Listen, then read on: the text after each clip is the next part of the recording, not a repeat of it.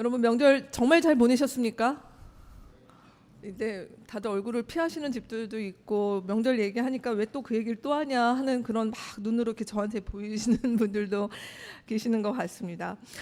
네, 2주 만에 뵙는 지난주 예배에 정말 누가 오실까 했는데 생각보다 많이 오셨어요. 그렇지만 또 명절로 인해서 또 우리 오랜만에 우리 가족들 또 보러 가시느라고 2주 만에 거의 뵙는 가족들도 있어서 참 반갑습니다. 여러분은 명절에 가족들 만나시면은 어떻게 시간들을 보내시나요?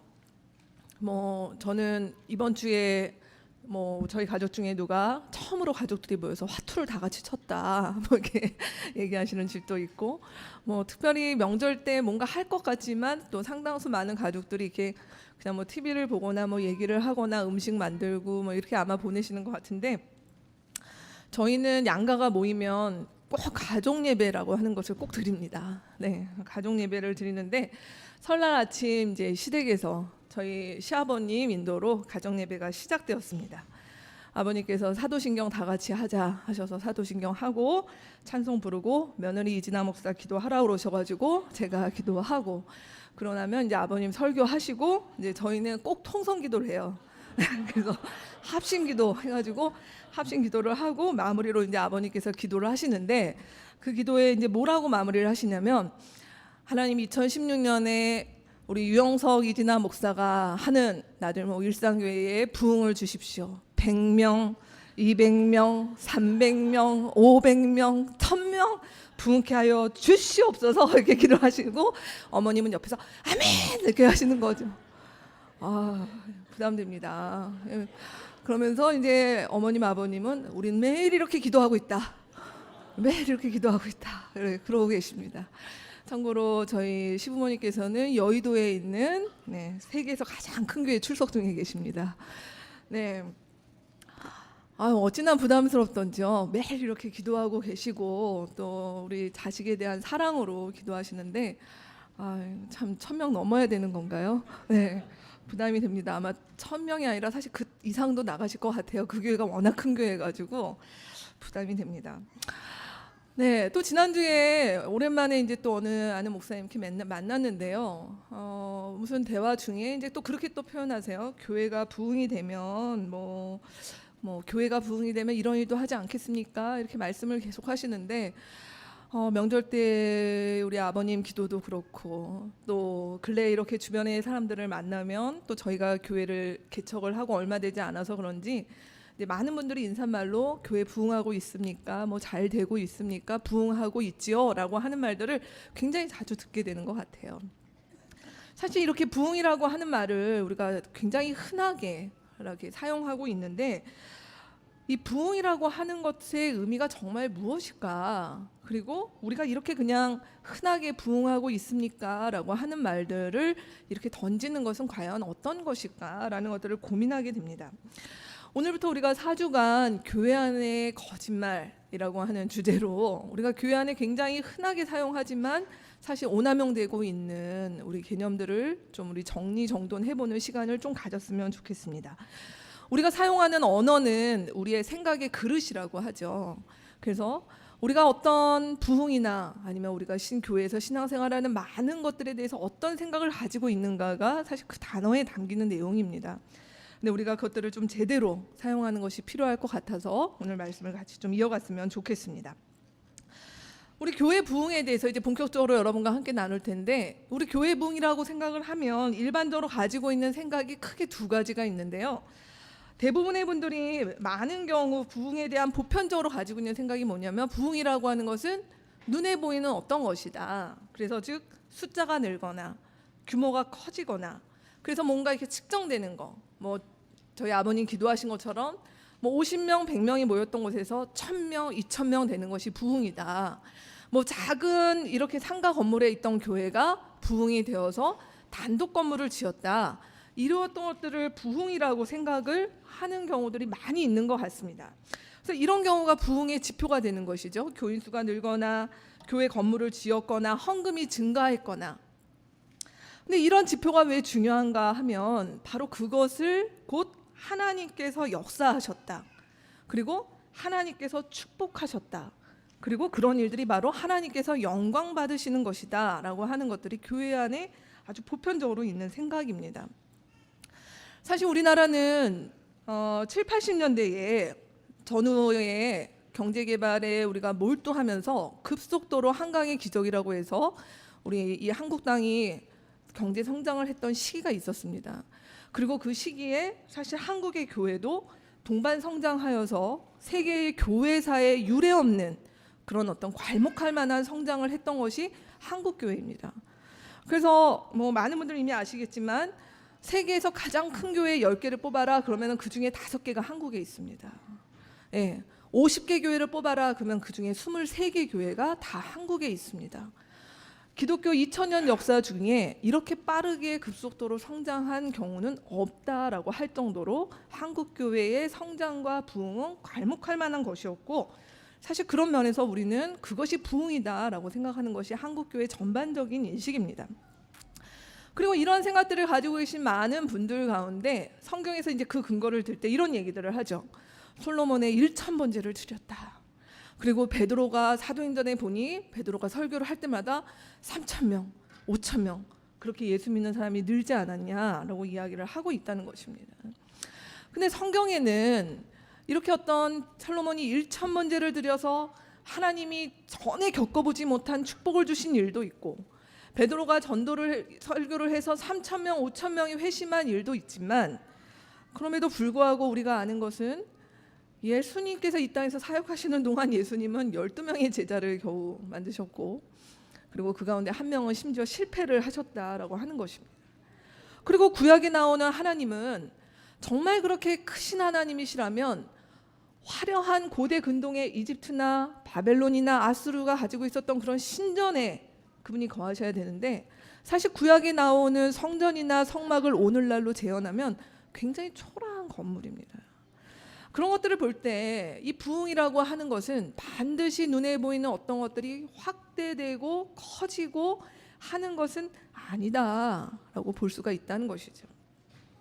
두 번째로는 부흥이 그렇게 눈에 보이는 것만은 아니다라고 하면서 이제는 부흥에 대해서 어떤 생각들이 있냐면, 부흥은 눈에 보이지 않지만 우리 마음 가운데, 우리의 어떤 경험 가운데 있는 어떤 체험이다, 그런 것이 부흥이다라고 여기는 그런 감성주의적인 시각도 있습니다. 아까 말씀드렸던 7, 80년대 교회가 급속도로 성장을 경험한 이후에 90년대 우리나라에 어떤 일이 있었습니까? IMF가 터지고 되고 또 신자유주의로 인해서 무한 경쟁이 우리 사회에 이렇게 들어오기 시작을 하면서 그때 교회도 조금씩 정체되기 시작을 했습니다. 그러면서 교회 안에 어떤 일들이 있냐면, 아무리 성전을 크게 지어도, 아무리 교회 사람이 많이 모여도 사람들의 마음 가운데 삭막해진 마음, 어떤 정서, 그리고 90년대 이후에 한국 사회에 급속도로 늘어난 우울증이라든가 이런 부분들을 과연 어떻게 할 수 있을까라고 얘기하면서, 과연 이런 것들 겉에 보이는 것이 아니라 결국 부흥은 무엇인가? 우리 마음 가운데 일어나는 어떤 변화다. 그래서 마음이 촉촉해지고 뜨거워지고 하나님의 강한 임재가 느껴지고, 그래서 하나님의 기름 부으심이 있고, 이런 어떤 것들이 이 90년대 후반에 급속도로 한국 교회에 이렇게 확산되기 시작을 합니다. 그러면서 이때 나타나기 시작한 것이 집회가 대형화되기 시작하는 일들이 있는 것이에요. 그래서 이때 뭐 수련회 아니면 뭐 부흥회, 찬양 집회 뭐 이런 곳에 가면은 아무나 그곳에 서 있지 않고, 집회가 크고 화려하고 유명한 집회일수록 아주 화려한 밴드와 그 다음에 아주 훈련이 잘 돼 있는 찬양팀과 목소리도 너무 아름다우신 찬양 인도자의 그런 멘트가, 그 다음에 적절한 조명과 이런 것들 속에 내가 삭막하지만 그 집회에 가기만 하면 왠지 나도 찬양하게 되고, 왠지 나도 눈물이 나오게 되고, 왠지 그곳에 가면 하나님께서 일하시는 것 같은 그러한 일들이 얼마나 많았는지 모르겠습니다. 그런 속에서 그 집회를 인도하는 인도자들이 이런 말들도 자주 했죠. 하나님께서 지금 우리에게 이렇게 말씀하십니다. 하나님께서 지금 우리에게 이런 감동을 주십니다. 이런 말들을 많이 하고, 또 그 속에서 많은 젊은이들이 어찌 보면 그런 유익을 얻겼던 것도 분명한 사실입니다. 근데 우리가 성경에서 역시 동일하게 봐야겠죠. 성경 속에도 이와 유사한 일들이 있습니다. 구약에 보면 엘리야가 기도할 때 하늘에서 불이 내려와서 정말 놀랍게 그 아합과 그날 아합이 믿었던 바알과 아세라의 잘못된 선지자들과 대항했던 놀라운 사건이 분명히 있습니다. 또 그뿐만 아니라 초대교회의 우리 사도행전 이후의 일들을 보게 되면 교회가 처음에 시작될 때 방언을 하고 병을 고치고 죽은 사람이 살아나고 기적이 일어나는 일들이 분명히 있었습니다.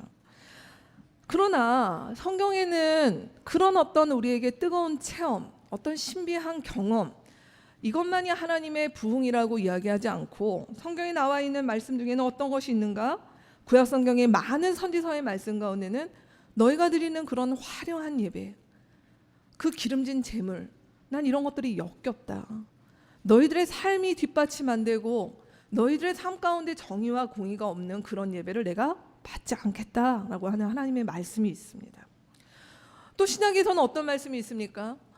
그런 놀라운 기적과 이적과 이런 부분이 있을 뿐만이 아니라 대표적으로 바울 사도가 강조한 것이 너희 삶에서 드리는 하나님께 예배가 없으면 안 된다. 너희의 삶으로, 너희의 몸으로 하나님 기뻐하시는 제물을 삼아라 라고 하는 말씀이 있는 것들을 볼 때 우리가 부흥에 대해서 이 부흥이 가지고 있는 어떤 부흥은 체험하는 것, 내가 느껴지는 것, 무엇인가를 이렇게 손에 강한 임재를 느끼는 것, 이것만으로 꼭 부흥이라고 얘기할 수 없다라고 하는 것입니다.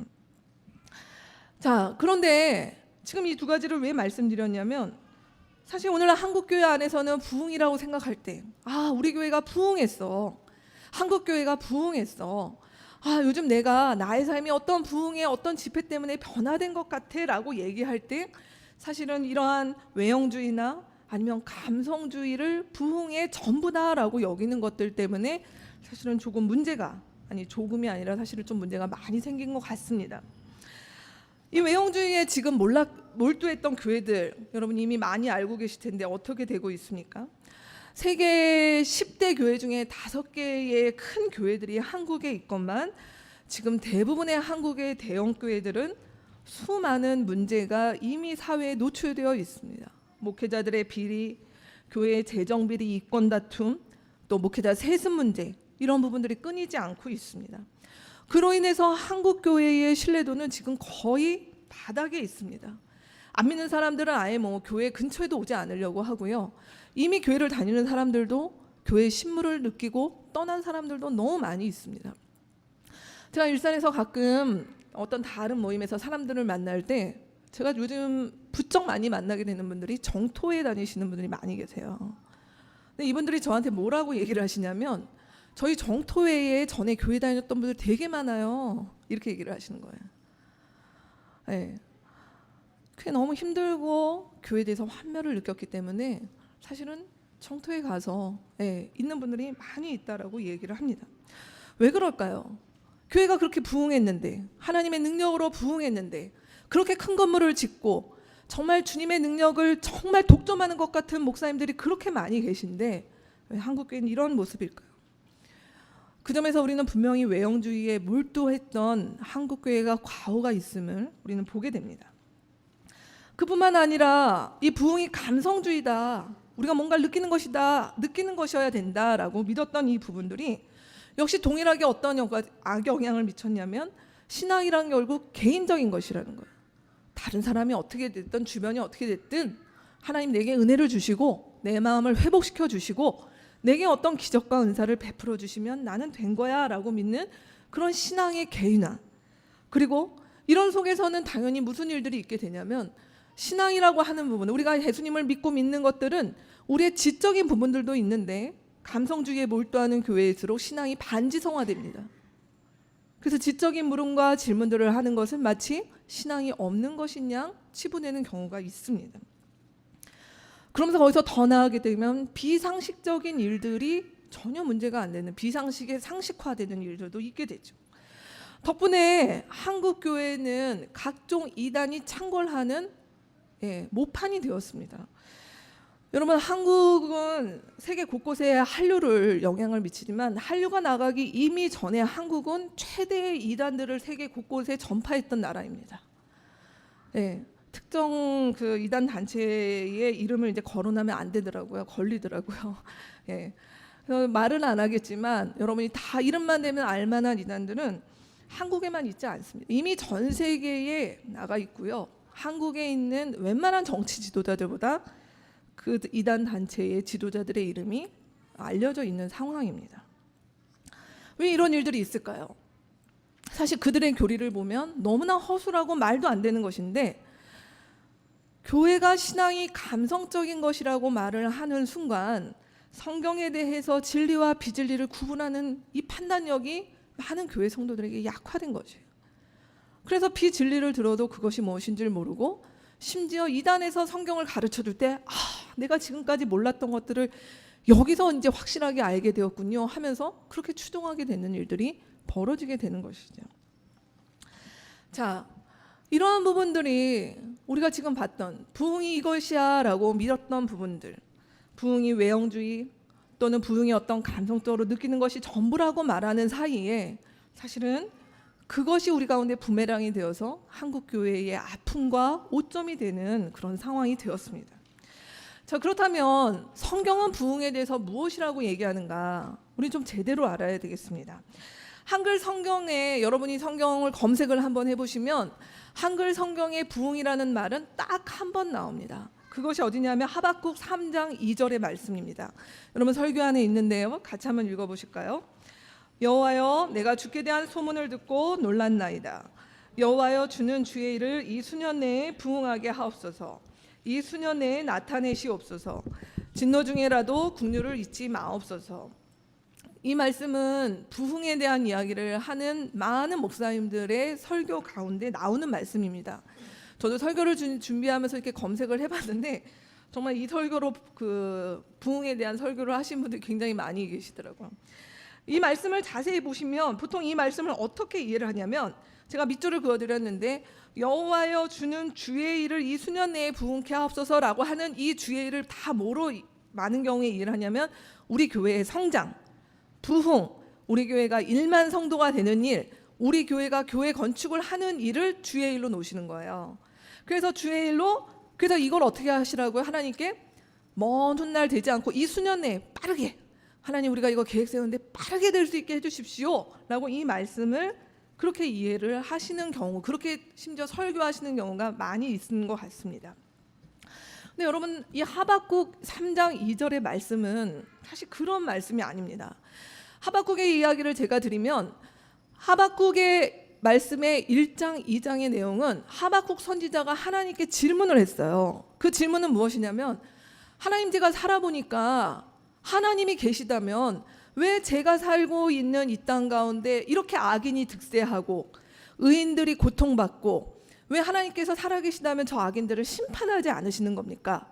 그리고 제가 볼 때 이 이스라엘을 하나님께서 지키신다고 하셨는데, 하나님을 저 믿지 않는 이집트와 바벨론이나 아수르 같은 저런 나라들, 저 이방인들을 왜 하나님 심판하시지 않으시고 저 나라들은 저렇게 커지게 내버려 두십니까? 이게 하박국의 질문이었던 거예요. 이 장에 하나님께서 뭐라고 하박국한테 얘기하시냐면, 너가 잘 모르나 본데 나는 이 땅 가운데 있는 악인들이 그대로 살게 두지 않고 나는 반드시 심판할 것이다. 이스라엘의 악한 자들도 심판할 것이고, 그 심판을 누구를 통해서 할 것이냐? 저 보이는 이방의 거대한 세력들은 다 내가 하나님의 심판의 도구로 쓰기 위해서 내가 준비하고 있고 그 일들을 할 것이다. 뭐 이런 맥락의 말씀을 하셨어요. 그래서 하박국이 무엇이라고 얘기하냐면, 주님께서 그런 일을 하셨군요, 제가 그것에 놀랐습니다, 이런 맥락이에요. 그래서 이 말을 우리 한글 성경의 현대인의 성경을 제가 밑에 같이 실어드렸는데 조금 더 정확하게 쉽게 풀이된 내용입니다. 같이 한번 또 읽어보겠습니다. 오 주님, 제가 방금 주님의 답변을 들었습니다. 주께서 계획하신 그 무서운 일들이 두려워 저는 떨립니다. 그 일을 너무 먼 미래에 하지 마시고 속히 이루어 주소서. 주께서 간섭하시는 모습을 저도 직접 체험하게 하여 주소서. 주님의 진노가 폭발할 때에도 우리에게 긍휼을 베풀어 주소서. 하박국이 지금 뭐라고 얘기하는 것입니까? 제가 몰랐습니다. 그런 계획이 하나님 있으셨군요. 근데 주님께서 그런 계획을 하신 걸 들어보니 저 떨립니다. 하나님, 저는 이렇게 하나님께서 그냥 이스라엘의 하나님 이런 데는 줄 알았는데 그게 아니고 온 세상을 다스리시고 다 이미 보고 계셨군요.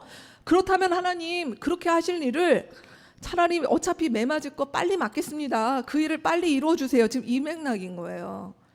그래서 그 일들을 주님께서 이스라엘도 심판하실 텐데 그 속에서도 그렇지만 우리를 좀 긍휼히 여겨 주십시오. 이런 말씀입니다. 그러니 이 말씀을 우리가 그냥 교회를 부흥케 하여 주십시오 이렇게 갖다가 붙여서는 전혀 맞지 않는 말씀이라는 것이요. 이 말씀은 하나님 이렇게 매를 들고, 지금 하박국은 보는 거예요. 하나님께서 회초리를 들고 매를 들고 있는데 그냥 저 빨리 맞겠습니다. 저희 빨리 맞게 해주세요. 이런 지금 말씀인 것입니다. 자, 그렇다고 한다면 이 말씀은 우리가 생각했던 그 부흥이 아닌 것이죠. 그러면 성경에 부흥이라는 말이 없냐라는 것이에요.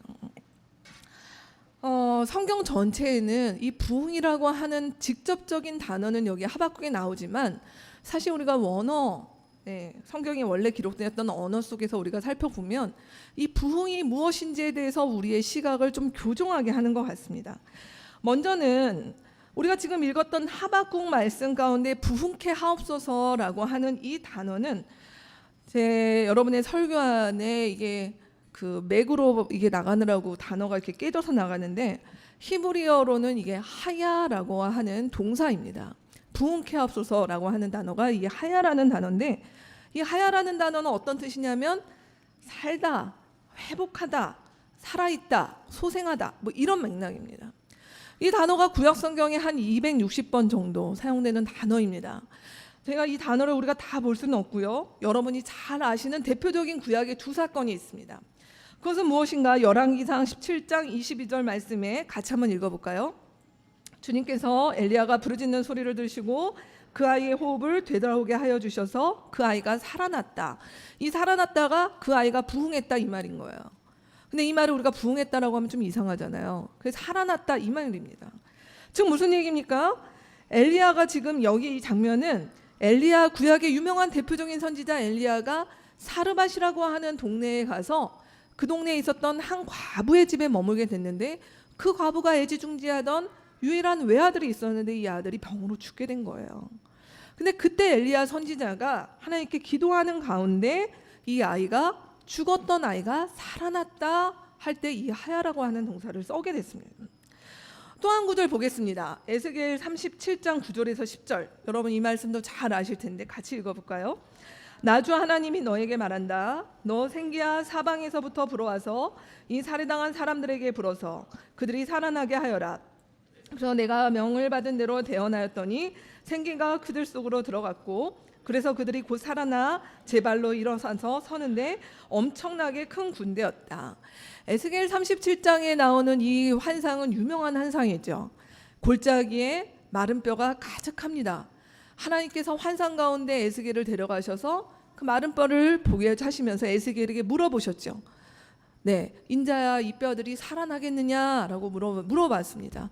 그리고 나서 하나님께서 보여주신 것이 무엇이냐면, 이 마른 뼈가 도저히 살아날 것 같지 않은 이 마른 뼈에 하나님께서 사방에서 생기를 불어 넣어 주셔서 마른 뼈가 살이 붙고 사람이 되더니 마침내 군대가 되는, 그래서 곧 이것은 이스라엘이 이렇게 하나님 앞에서 회복되는 그 환상을 보게 하실 때 바로 거기에 살아나게, 살아나라고 하는 동사가 다 하야라고 하는 동사에서 쓰여진 것입니다.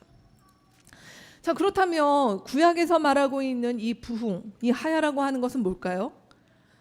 커지고 뭔가 느껴지고 뭐 이런 것들이 아니라, 이 구약에서 말하고 있는 하야라고 하는 동사는 죽음에서 생명으로, 또 사망에서 부활, 이런 것들이 바로 하야의 의미에 담겨져 있는 것입니다.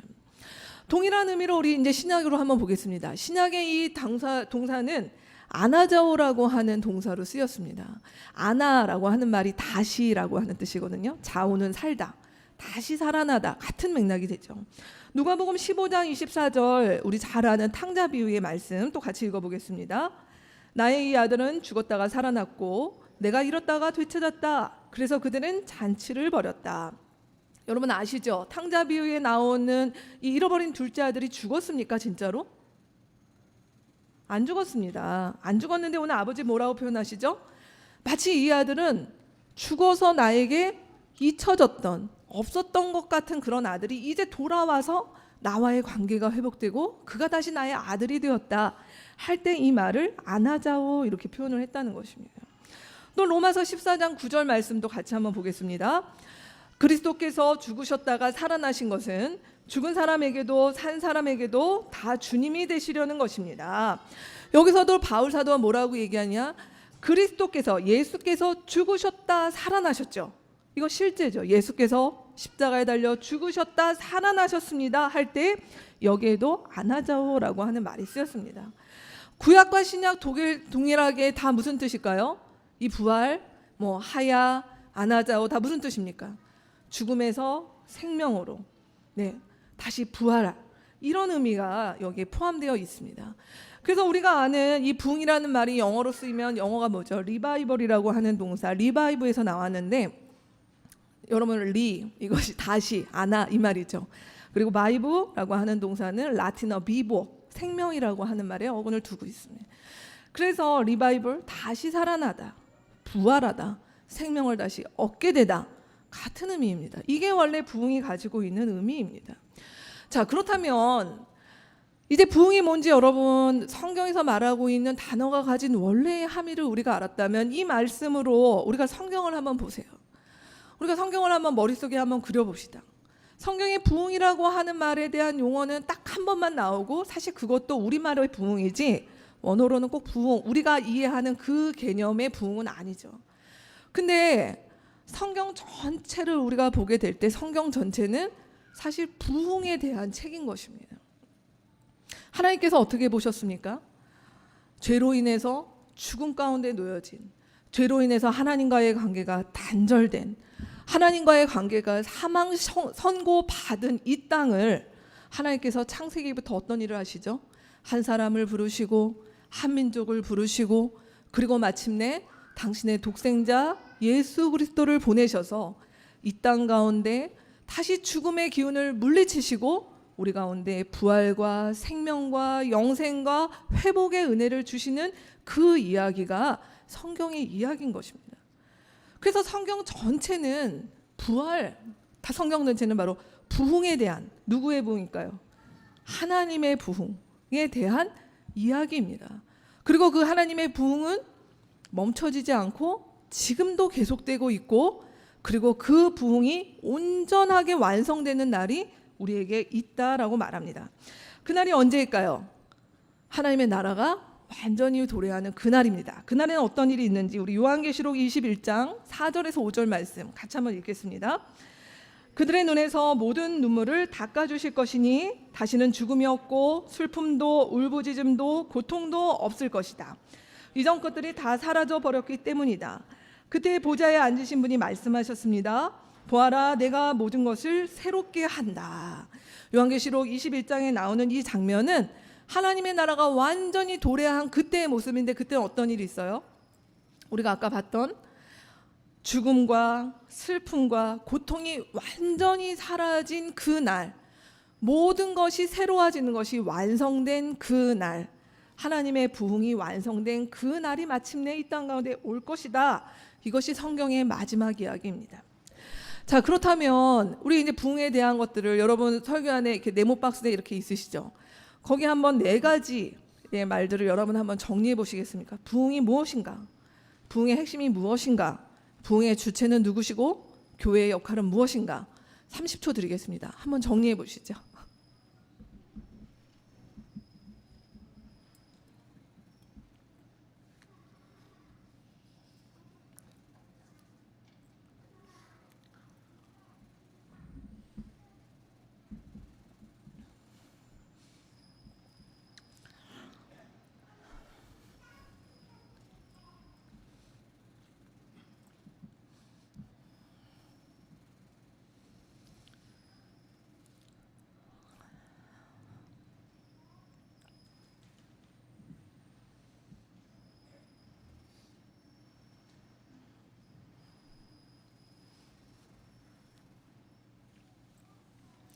자, 같이 한번 해볼까요? 네.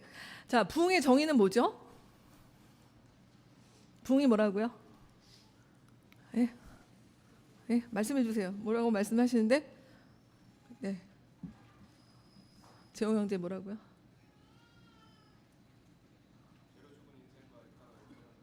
네, 온전한 회복. 네. 뭐 죄로 인해서 죽어서 온전한 인생의 회복. 창하 형제님. 죽음에서 다시 살아나는 거. 예, 여러분 다 알고 계십니다. 다시 살아나는 거, 회복하는 거, 이것이 부흥입니다. 성경이 말씀하고 있는. 그것이 외적으로 보이는 어떤 규모가 커지거나 꼭 그렇지 않을 수도 있다. 그것이 무엇인가 우리가 감각적으로 느끼거나 그럴 수도 있지만 아닐 수도 있다. 그것은 부흥에 있어서 필수 요소는 아니다라고 하는 것입니다. 그렇다면 이 부흥의 핵심, 다시 살아나는 거, 회복하는 거의 그 핵심적인 내용은 뭐가 회복되는 거예요? 뭐가 살아나는 거죠? 네, 이윤정 집사님. 생명. 네, 생명이 다시 살아나는 거. 네, 또 뭐가 살아나죠? 뭐가 다시 살아나요? 명강수 집사님, 뭐 말씀하시려다. 하나님 나라. 예, 하나님 나라의 그런 부분이 다시 살아나는 것. 예, 하나님과의 관계가 회복되는 것. 그렇죠? 죽었던 인생의 하나님과의 관계가 회복되는 것. 그리고 죄로부터 돌이키는 회개의 삶, 변화된 삶, 이런 것들이 부흥에 있는 아주 중요한 내용들입니다. 그래서 죽었던 사람이, 죽었던 관계가 다 살아나는 것, 그것이 부흥이죠. 이 부흥의 주체는 누구십니까? 하나님입니다. 그 말은 무슨 얘기일까요? 부흥은 우리가 조작하거나 인위적으로 만들 수 없어요. 그러면 우리는 하나님 필요 없죠. 부흥을 우리가 만들 수 있는데요. 부흥의 주체는 하나님이십니다. 그분의 생기, 그분의 생명, 이것이 부흥의 가장 핵심적인 역할입니다. 그렇다면 그 부흥에 하나님께서 부흥케 하시는 그 일들을 통해서 이 땅에 태어난, 이 땅에 존재하게 된 우리 교회, 우리 자신, 누구입니까? 우리의 역할은 무엇입니까? 하나님의 부흥을 이렇게 구경하는 사람들인가요? 아니면 하나님, 저는 부흥에서 아직 열애입니다. 부흥이 더 필요합니다. 물론 그러실 수도 있지만 성경이 이야기하는 것은 신약 이후에 우리는 하나님의 그 부흥의 동역자입니다. 그 부흥의 조력자입니다. 하나님의 그 부흥을 우리가 알리는 사람들입니다. 그것이 교회, 우리의 역할입니다. 자, 그러기에 제가 우리 서론에서 같이 얘기했던, 야, 그게 부흥한다며, 예, 또 뭐 부흥케 하여 주시옵소서라고 하는 이 말에 무엇을 담아야 될까라고 하는 부분들, 여러분의 생각 가운데 또 우리가 좀 정리하고 생각해보는 일들이 있었으면 좋겠습니다. 그래서 이런 표현들을 우리가 좀 잘 써야겠죠. 제대로 하는 일들이 필요한 것 같습니다. 자, 그렇다면 이렇게 지금 하나님께서 여전히 이 세상을 부흥케 하시는 일들을 하나님은 오늘도 하고 계시는 거예요. 왜냐하면 세상은 아직도 여전히 깨어진 모습들이 곳곳에 있기 때문에 하나님께서 그 일을 하시는데, 그 사역에 동참하는 교회는 어떤 특징이 있냐라고 하는 것이죠. 그 사역에 동참하는 교회가 우리가 한국 교회에서 많은 경우에 우리가 처음에 나눴던 것처럼 그 하나님의 부흥에 동참하는 방법 무엇인가? 교회 건물을 크게 짓는 거. 그 방법이 무엇인가? 교회 성도를 많이 늘리는 거. 우리가 그런 것이 아니라, 그것도 하나님께서 우리 가운데 주실 수 있는 참 귀한 선물이지만 네 가지 중요한 특징이 있습니다. 그것들을 우리가 같이 보고 우리의 교회가, 우리 나들목 일상교회가 그 방향으로 하나님 앞에 부흥을 꿈꾸는 교회가 되었으면 좋겠습니다. 첫 번째는 무엇인가? 하나님의 부흥에 동참하는 교회의 첫 번째 특징은 깨어진 세상의 황무함을 보는 교회입니다. 깨어진 세상의 황무함을 본다. 이게 무슨 말일까요? 저는 그리스도인이 된다는 것, 우리가 회심한 사람이 된다라는 것의 가장 중요한 특징은 무엇이냐면 내가 세상을 바라보는 나의 렌즈가 달라졌다라고 하는 것입니다. 그 렌즈는 무엇인가? 하나님의 렌즈, 하나님의 시각, 하나님의 시선이 내 안에 들어오기 시작했다라고 하는 것이에요. 그럼 이건 구체적으로 무엇인가? 두 가지를 말씀드릴게요. 첫 번째, 가치가 달라지는 것입니다. 우리의 눈으로 전에 내가 좋았던 것, 내가 주로 봤던 것, 내가 매료되었던 것, 나를 살아줘봤던 것들이 예수를 믿고 주님의 부흥을 이해하기 시작하면서 그것들은 반드시 달라지게 되어 있습니다. 나의 가치가 달라지는, 내가 추구하던 것들이 달라지는 것, 그것은 결국 나의 시선이 어디를 향하고 있느냐라고 하는 것이죠. 그렇게 가치가 달라지는 경험을 할 때 비로소 무엇이 보이는가? 하나님의 눈으로 이 세상의 황무함들이 눈에 들어오기 시작한다라고 하는 것입니다. 그리고 더 나아가 이 세상의 황무함을 더 가속화시키는 이 땅의 잘못된 권력, 만몬, 인간 안에 있는 탐욕에 대해서 보기 시작하는 눈들이 열린다라고 하는 것입니다. 우리 이번 주에 개성공단 폐쇄라고 하는 아주 쇼킹한 뉴스가 이 땅에 있습니다. 어떤 분이 그렇게 얘기하시는 것도 들었습니다. 접견 지역인 이 고향 파주 참 걱정되겠어요. 누가 이렇게 얘기를 하시더라고요. 가깝게 산다고. 참 이러할 때에 우리가 뭘 봐야 되는가라고 하는 부분이시죠. 남북 관계가 경색되는 이 일들 속에서 우리가 저 북한을 그리고 남한에서 이러한 조치를 취하는 우리의 위정자들을 어떻게 봐야 되는가? 그리고 이것들 속에 이 뒤에 보이지 않는 그 역학관계 속에서는 무엇이 있는가? 그냥 우리가 아우 전쟁 나면 어떻게 하지? 아우 집값 떨어지면 어떻게 하지?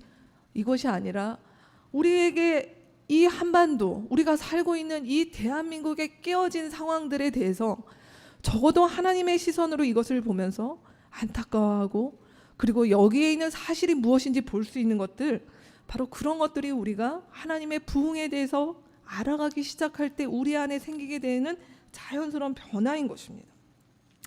자, 이러한 것들이 어떻게 가능할까요? 두 번째 특징입니다. 그것은 무엇인가? 하나님의 사역, 하나님께서 부흥케 하시는 일에 동참하는 교회의 가장 또 중요한 특징, 말씀을 통해서 이 하나님께서 하시는 이 일들을 배워가기 시작한다라고 하는 것이에요. 한국에서 부흥을 이야기할 때 많은 분들이 평양대부흥을 얘기합니다. 1907년 평양대부흥에 놀라운 일이 있었다라고 얘기합니다. 평양대부흥에 대한 얘기들을 여러분께서 혹시 책을 보시거나 하게 되면 우리가 생각하는 이 부흥이 뭐 사람이 변화되고 하는 일들이 있었는데 평양대부흥이나 우리나라의 초창기의 복음에 들어왔을 때의 그 부흥이라고 하는 것에는 부흥사경회라고 하는 아주 중요한 전통이 있었습니다. 부흥회가 아니에요. 이걸 우린 사경이라고 하는 말을 띄어내고 있는 부흥회로 하는데 부흥사경회는 뭐냐면 말씀에 대해서 집중하면서 깊이 보는 시간이 이 부흥사경의 특징입니다. 뭐 방언을 하거나 이런 것들을 추구하는 것이 아니라 말씀을 보는데 기록에 의하면 전라도 뭐 이런 데서 뭐 부흥회 가면 요즘처럼 좋은 수련회장에 삼시세끼 밥이 나오고 그런 게 있나요? 그렇지 않죠. 술에다가 자기가 2주치 먹을 쌀 싣고 고구마 싣고 그렇게 해가지고 평양까지 전라도에서 갔다가 거기서 밥 해먹으면서 말씀 듣고 그러고 있다가 다시 또 내려오면서 이렇게 와서 자기가 있는 지역에서 그 말씀을 같이 나누고 변화된 그리스도인으로 살아갔던 모습들이 우리나라의 초창기에 가지고 있었던 참으로 아름다운 그 부흥사경의 전통이었습니다. 이런 것들을 볼 때 우리가 하나님의 부흥을 이해한다는 것은 말씀에 대해 두 가지가 있는데 그것은 뭐냐? 말씀을 먹는 것, 말씀을 살아내는 것. 제가 평양대부흥에 갔던 사람들이 어떻게 했다고요? 가서 말씀을 먹었어요. 어렵게 갔잖아요. 쌀을 이고 가서 일주일씩 열흘씩 말씀을 듣는 것이에요. 아무것도 없어요. 뭐 화려한 조명, 좋은 무대 시설 그런 게 어디 있나요? 그냥 말씀이 좋아서 순수한 그 마음으로 하나님의 말씀을 듣고 또 멀리 100리길 50리길을 그렇게 이고지고 내려와서 또 그렇게 살았던 것들이 우리 이 땅 가운데 복음의 씨앗을 뿌렸던 우리의 선조들의 모습이었습니다. 그렇다면 오늘날 우리가 가져야 되는 부분들, 우리가 하나님의 부흥을 제대로 이해하기 위해서는 우리 역시 하나님의 말씀을 먹는 것들이 우리 삶 가운데 있어야 되는 것이죠. 저는 오늘날 정말 이 땅 가운데 좋은 설교가 많고 인터넷, TV 어디를 열어봐도 말씀의 홍수입니다. 근데 홍수에 먹을 물 없다고. 이 홍수처럼 말씀이 범람하는 이 시대에 정말 자기가 말씀을 제대로 먹을 수 있는 사람들이 많지 않다는 것을 보게 돼요. 마치 뭐와 같냐? TV에서 보면 유명한 셰프들이 또 백 선생님이 나오셔서 아주 맛있는 음식들을 많이 해줍니다. 입에 침이 고입니다. 근데 그건 내가 먹을 수 없잖아요. 그건 그냥 그 모습일 뿐이죠. 결국 내가 살기 위해서는 어떻게 해야 돼요? 부족한 요리 실력이지만 내가 밥을 해 먹어야 되는 것이 맞습니다. 말씀도 동일합니다. 아무리 좋은 설교, 아무리 것들을 많이 먹어도 내가 말씀을 먹을 줄 있는 법을 못 배운다면 영적으로 아사 상태에 이를 수밖에 없습니다. 그래서 말씀을 먹는 것, 내가 하나님의 말씀을 먹는 것, 우리 공동체라면 아침마다 말씀을 묵상하고 같이 그룹에서 나누는 것 너무 중요합니다. 근데 이 말씀을 그렇게 먹을 뿐만 아니라 말씀을 살아내는 일이 중요하겠죠. 말씀을 살아내기 위해서 우리에게 가장 기초가 되는 것이 무엇인가? 그 말씀을 같이 살아내며 씨름하며 격려하며 용기 주며 도전할 수 있는 공동체가 있는 것. 말씀을 살아낼 수 있는 그 일들을 같이 공유할 수 있는 사람들이 있는 것. 이 두 가지가 하나님의 부흥을 경험하는 공동체에 반드시 있어야 될 중요한 두 가지 요소인 것입니다. 세 번째로 올까요? 이렇게 되는 공동체, 자, 세상의 황망함을 보게 되고 하나님의 말씀 속에서 지속적으로 이런 것들이 우리 가운데 각성되는 공동체에 반드시 하게 되는 일, 그것은 바로 개인과 공동체와 사회의 회복을 위해서 기도하게 되는 일들이 있게 된다는 것입니다. 우리가 기도라고 이야기를 할 때 이 기도가 무엇인가? 우리 기도에 대해서 우리 각자 여러 정의가 있지만 부흥하는 교회가 가지게 되는 기도의 중요한 특징 두 가지만 말씀드리겠습니다. 그것은 뭐냐? 첫 번째, 기도의 방향이 전환되는 경험이에요. 교회를 많이 다녀도 새벽 기도를 하고 정기적으로 금식을 한다 하더라도 내가 하나님 앞에 기도하고 있는 나의 기도의 방향이 나와 내 주변부에 머물러 있다면 아직은 어떻게 보면 하나님의 부흥에 대해서 우리는 좀 무심한 사람들일 것입니다. 근데 하나님의 말씀을 제대로 이해하고 그 말씀이 나의 심령에 영향을 미치게 되고 내가 하나님께서 무슨 일을 하시는가를 알게 되면 자연스럽게 우리는 누가 시키거나 뭐 기도 제목을 받아서가 아니라 내 기도가 나를 넘어가서 내 주변으로 이 세상으로 화살표로 얘기하면 이렇게 나에게 향하던 나와 내 식구와 나의 어떤 건강 뭐 이런 것들이 아니라 이제 밖으로 나아가게 되는 것이죠. 신문을 보고 뉴스를 접할 때 그냥 욕하고 비난하고 했던 것들이 어느 순간 그것이 나의 기도 제목이 되는, 그것들을 바라보면서 안타까워하게 되는 그 기도의 방향이 바뀌게 되는 것입니다. 근데 이런 것들을 우리 가운데 기도에 대해서 모르시는 분들은 아마 없으실 거예요. 그럼에도 불구하고 우리의 기도가 어려운 이유는 무엇인가? 우리의 기도가 이렇게 지속화되기 어렵고 또 뭐 어떤 분들이 이렇게 저한테 이런 얘기를 하세요. 5분을 기도하는 게 목사님 어려워요. 나 되게 오래 기도한 줄 알았는데 눈 떠보니 5분도 안 됐다고 이렇게 말씀하시는 분들이 계세요.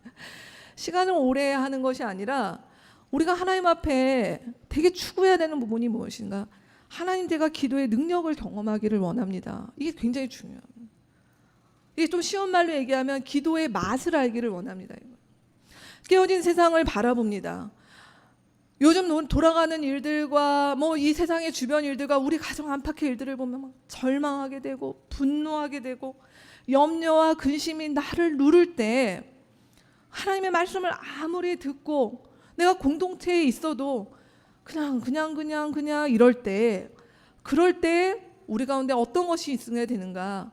기도 속에서 하나님께서 내가 전에 겪어보지 못한 평안으로 나를 잡아주시고 나에게 위로를 주시고 나에게 새 힘을 주시고 나에게 다른 사람을 용서할 수 있고 용납할 수 있는 것들을 이 기도 속에서 경험하는 일들이 있을 때 사실은 비로소 우리는 하나님 앞에 무릎을 꿇고 기도하게 되는 일에 어떻게 보면 이런 표현이 적합할지 모르지만 재미를 느끼게 된다라고 하는 거예요.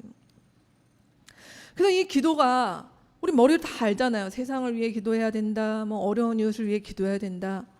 근데 거기까지 잘 못 나가는 이유는 정말 내가 기도하는 걸 하나님 들어주실까? 내가 이렇게 지금 꽉 막히고 어렵고 답답한 상황인데 정말 하나님이 나에게 관심이나 있는 것일까? 하는 그 지점에서 우리가 하나님께 기도하는 가운데 하나님이 그 속에서 나에게 힘을 주시는, 역사하시는, 그리고 그분의 선한 힘으로 내 마음 가운데 사로잡혔던 것들이 빠져나가고 그분께서 주시는 것들이 내 마음에 채워지는 일들을 경험하기 시작하는 것, 이것이 기도의 능력을 경험하는 것입니다. 그것이 바로 바르게 기도하는 것, 그것이 바로 하나님의 부흥을 경험하는 자들이 그렇게 될 때 우리는 힘있게 기도하는 것이죠. 왜냐하면 하나님께서 나의 기도에 무심하신 분이 아니라 내 기도를 들으시는구나, 그리고 내 기도를 통해서 하나님께서 어떤 일들을 해나가시는구나 하는 것들을 우리가 조금씩 맛보아가는 경험을 하는 것이 얼마나 놀랍습니까? 이런 일들을 경험하는 자들이 마지막으로 이제 무엇을 하게 되는가 하나님의 부흥을 경험하는 공동체, 그 교회는 마지막으로 삶과 역사의 현장에 부흥의 미랄이 되는 삶으로 한 걸음씩 더 나아가게 되는 것입니다. 제가 낭중지추라고 하는 사자성어를 적었습니다. 이 말은 무슨 말이냐면 아시는 분들 계실 텐데 주머니 속에 송곳이란 뜻이에요. 제 주머니 속에 송곳이 있으면 어떻게 될까요? 삐져나오죠. 네. 무슨 얘기입니까? 숨길 수 없다는 것이에요. 우리가 하나님의 부흥을 알고 하나님께서 보여주시는 이 세상의 황무함을 보게 되고 말씀으로 주의 공급함을 경험하게 되고 기도 가운데 하나님의 능력을 경험하는 이 일들을 숨길 수가 없어요. 우리는 그리스도인이 되기 위해 사는 사람들이 아닙니다. 착한 사람, 나 그렇지 않은데 좋은 사람, 평판 좋은 사람 되려고 신앙생활을 하는 게 아닙니다. 주님은 우리 가운데 무엇이라고 얘기하시는가? 이미 너희가 빛이다. 나의 이 세상을 향해 부흥케 하는 그 일에 너가 나의 파트너다. 주님 말씀하셨거든요. 그런데 이런 일들이 우리가 노력해서 되는 것이 아니라 그분이 우리 가운데 주시는 그분의 말씀과 기도 속에서 경험하는 것들과 공동체 속에서 우리는 이 일들을 계속해서 잘하게 되고 충만하게 될 때 그거는 우리 가운데 숨길 수 없는 일이라는 것입니다. 근데 이렇게 숨길 수 없는 일들이 우리가 좀 오해를 하고 있는 부분이 무엇이냐면 그렇게 숨길 수 없기 때문에 결국 뭐냐? 이런 말로 잘 포장이 돼요. 선한 영향력을 행사하는 그리스도인. 그래서 미스코리아 대회에 나가면 뭐 하나님의 영광을, 사업이 성공하고 내 아이가 뭐가 잘 되고 하는 그 일들이 마치 등불이 되고 빛이 되는 삶이라고 보는데 사실 성경이 우리 가운데 이야기하고 있는 것은 반대입니다. 그 낭중지추의 삶은 어떤 삶인가? 손해와 대가를 지불하는 삶입니다. 내가 낭중지추의 삶을 살수록 사실은 10번 중에 거의 9번, 더구나 요즘같이 우리의 세상이 더 삭막해질수록 우리가 이렇게 살면 어떤 일이 있는가? 손해와 대가를 지불하는 일들의 자리에 자꾸만 더 가게 되는 것이에요. 우울하신가요? 그걸 원하지 않으셨나요? 근데 예수님 그렇게 말씀하셨잖아요. 예수님께서 누가복음 9장 24절에 예수님 이렇게 말씀하셨습니다. 같이 읽어보시죠. 누구든지 제 목숨을 구원하고자 하면 잃을 것이요 누구든지 나를 위하여 제 목숨을 잃으면 구원하리라. 예수님 말씀하신 게 지금 예수님 자체가 이런 삶을 사셨죠. 예수님 이 땅에 오셔서 예수님께서 우리 가운데 생명과 빛을 주시는 그 삶을 사시기 위해서 로마의 황제가 되시거나 세계 정복의 꿈을 꾸시면서 오신 분이 아니라 그분은 스스로 십자가를 지신 삶으로 가셨습니다. 그리고 우리 가운데 아예 이렇게 노골적으로 말씀하시는 것입니다. 그리스도인인가? 나를 믿는가? 그럼 죽으러 가자 이 말이에요. 무슨 고상한 말로 표현할 필요 없습니다. 죽으러 가자는 것입니다. 그런데 죽으러 가는 그 길에 바로 생명이 있다. 너가 죽으러 가는 그 길에 바로 나와 함께 부활의 기쁨이 거기에 숨겨져 있다라고 주님께서 우리를 초대하시는 것입니다. 오늘 한국교회 안에 그리스도인들이 바로 이런 십자가의 삶을 사는 삶, 손해와 대가를 지불하는 삶이 되기보다는 구약의 요셉처럼 다니엘처럼 총리가 되고 성공하고 이렇게 되는 것들이 하나님께 영광을 돌린다라고 하는 부분이 아직까지 있습니다. 그래서 다른 사람의 눈물을 닦아주거나 잘 보이지 않거나 낮아지는 삶에 사는 것들에 대해서는 그렇게 가치를 두지 않는 것 같습니다. 근데 우리가 말씀을 정직하게 읽어보면 만약 그것이 우리가 지향해야 될 삶의 방향이면 예수께서 그렇게 살다 가시면 안 되시죠. 근데 우리 주님은 그렇게 가지 않으셨다라는 것 우리가 부인할 수 없는 사실이지 않습니까? 그렇다면 우리가 그런 삶의 길들을 걸어가기 시작할 때 비로소 오늘 우리가 살아가는 일상뿐만이 아니라 2016년 우리 대한민국에서 이 역사의 아주 또 격동의 시기를 지나는 이 한복판에 우리는 비로소 하늘의 미랄처럼 그리스도께서 이 땅에서 보여주신 것처럼 그 길을 살아가는 그런 교회로 우리가 갈 수 있게 될 것입니다. 말씀 맺겠습니다.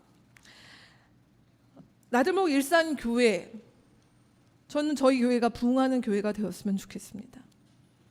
근데 이 부흥하는 교회, 우리 계속 얘기하지만 우리 교회가 헌금 많이 모아서 몇백억짜리 교회 건물을 짓고 1000명이 아니라 1만 성도, 5만 성도 돼서 지성돈을 내고 위성 방송을 하고 뭐 글쎄요. 그럴 날이 올까요? 저희 부모님이 워낙 열심히 기도하셔서 어떻게 될지는 모르겠지만 그것이 정말 하나님께서 기대하고 우리 가운데 그렇게 꿈꾸시는 부흥인가 고민하게 됩니다. 오늘날 우리 하나님께서 우리 가운데 어떻게 보면 이 세상에 죽음이 가득한, 미움이 가득한, 분열과 갈등과 날마다 전쟁이 끝난 지가 벌써 60년이 넘어가는 이 시기에도 있는 이 땅 가운데 하나님의 평화를, 하나님의 사랑을, 하나님의 생명을 나눌 수 있는 그 교회를 오늘도 찾고 계시 아닌가라는 생각을 하게 됩니다. 그러기에 우리 마음 가운데 헛된 부흥, 잘못된 부흥이 아니라 참으로 하나님께서 기뻐하시는 참된 부흥에 대한 열망이 우리 마음 가운데 있었으면 좋겠습니다. 그리고 주님께서 일으키시는 그 부흥에 하나님 우리가 동역자로 부르셨는데 잘 준비된 사람들로 저희들 살자가게 하여 주십시오. 그 소명, 그 사명 저희들 감당하게 하여 주십시오. 그렇게 기도하는 한 해가, 또 그렇게 살아가는 한 해가 저와 여러분의 2016년이 되었으면 좋겠습니다.